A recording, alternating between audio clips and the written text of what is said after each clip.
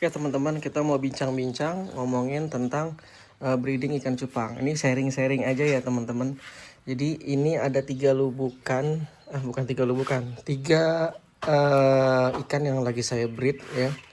Jadi ini kasus yang pertama, kita lihat teman-teman. Nah ini berbarengan ya teman-teman, kelihatan di sini. Ini berbarengan. Ini ada telurnya. Ini jantan yang saya kawin ini jantan yang bagus ya. Ini yang kedua saya kawinkan, yang kedua kalinya. Yang pertama dia gagal, telurnya itu pada busuk ya, dan ketebakan saya sih dimakanin. Saya nggak tahu yang makanin jantan apa betina, pokoknya telurnya habis gitu. Nah betinanya ada di bawah teman-teman. Yang gagal kemarin ini saya kawinkan dengan betina yang berbeda, dan ternyata alhamdulillah jantan ini pinter jagain telur ya, jadi tidak dimakan. Berarti bermasalah di betinanya kemungkinan gitu ya. Oke, kalau yang ini teman-teman, ini juga, ini yang kedua berhasil ya. Memang ini dari yang pertama saya kawinin memang hasilnya bagus ya. Ini masih ada telurnya ya, masih ada, nggak terlalu kelihatan ya. Nah ini yang lebih aneh teman-teman, ini kan saya kawinin bareng nih tiga-tiganya. Tapi aneh teman-teman, ini yang sangat aneh. Ternyata yang ini teman-teman, ini udah jadi anak ikan. Nah ini yang luar biasa. Makanya nih, oh tapi itu dia banyak yang mati tuh di bawah teman-teman. Ya ini yang kemarin sih jago, ini banyak yang mati di bawah. Dan ini udah netes duluan. Nah ini kasusnya agak beda dikit nih. Nah ini karena kemarin telurnya belum banyak, saya pikir telurnya belum banyak ya kemarin, makanya betinanya nggak saya angkat. Jadi yang ini betinanya baru aja saya angkat, dan ternyata efeknya ini mungkin si jantannya stres ya, akhirnya banyak anak-anaknya yang pada jatuh.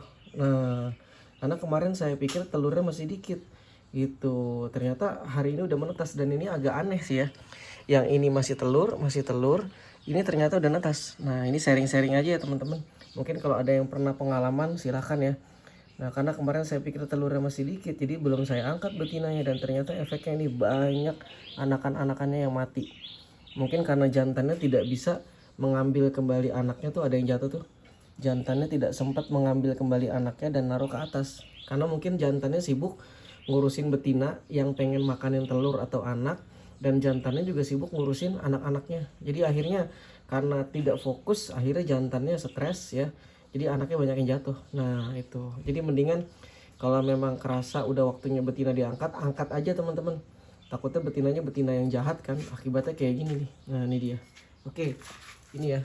Dan selalu dipantau teman-teman, jangan sampai tidak ada makanan sama sekali. Ini kan masih ada makanan nih, masih ada kutu air. Ini kan udah nggak ada nih. Takutnya ketika kutu air nggak ada ya, itu nanti atau nggak ada makanan di sini, takutnya jantannya makanin telur. Nah itu yang kita takutkan. Dan ini juga kasus di bawah teman-teman. Ini yang saya bilang betina yang pernah gagal saya kawinkan dengan jantan yang tadi itu. Nah ini kemarin telurnya agak banyak, dan ternyata ini telurnya tinggal dikit nih hari ini.